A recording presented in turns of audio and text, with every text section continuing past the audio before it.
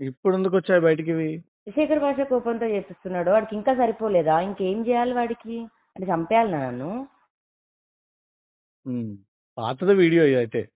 పాత వీడియోలండి. అండ్ ఇంకొకటేమో ఇప్పుడు నిన్న మొన్న దాంట్లో ఆడియో కాల్స్ ఇవన్నీ 3 ఏళ్ల క్రితం ఆడియో కాల్స్ అవన్నీ. ఆ కాల్స్ తర్వాతనే కదా నేను వరలక్ష్మి టిఫిన్స్ కూడా మెయిల్ పెట్టింది. వరలక్ష్మి టిఫిన్స్ దాంట్లో డ్రగ్స్ వస్తాయని చెప్పింది.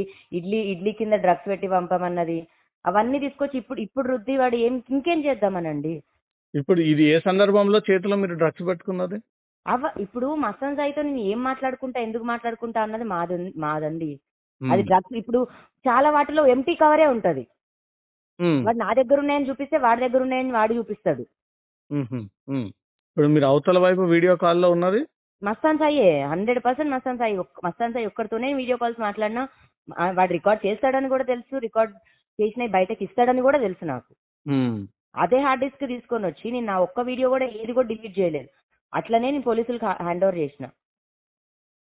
దాంట్లో ఇవన్నీ ఉన్నాయి. మరి ఎట్లా బయటకు వస్తున్నాయి ఇవి? మస్తాన్ సాయి దగ్గర కాపీస్ ఉంటాయి కదండి. ఇప్పుడు వాడి దగ్గర ఉన్న డేటా స్మాష్ చేయాలన్నదే కదా నేను ఇది. ఇప్పుడు వాడు చేసిన అశ్లీలమైన వీడియోస్ కంటే ఇప్పుడు నేను మాట్లాడిన కాల్స్ ఏముందని ఈరోజు మళ్ళీ కొత్తగా తీసుకొచ్చి ఇప్పుడు మాట్లాడతాడు. ఓకే, ఇప్పుడు కావాలని బయటికి రిలీజ్ చేస్తున్నారు. ఇంకేం కావాలండి వాళ్ళకి? నాకు అర్థం కాదు. ప్లీజ్ ఇది మీరైనా అర్థం చేసుకొని వీటిని పబ్లిష్ చేయకుండా ఎవరికి వాళ్ళు నాకు స్టెప్ తీసుకుంటుందండి. వాళ్ళందరి దగ్గర పైసలు ఉన్నాయి, గ్యాగ్ ఆర్డర్లు వేసుకుంటారు. నాకు ఇన్కమ్ సోర్స్ లేదు, నేను పైసలు పెట్టుకోలేను. నేను ఏం చేయాలండి? డెఫినెట్ గా అందరు క్వశ్చన్ చేస్తారు కదా, దీని మీద ఏం సమాధానం చెప్తారు? ఏం చెప్తాం? చెప్పినాక మళ్ళీ ఏం చెప్తారని అడుగుతున్నారు మీరు కూడా. డ్రగ్స్ తీసుకునే అలవాటు లేదా లావణ్యకు?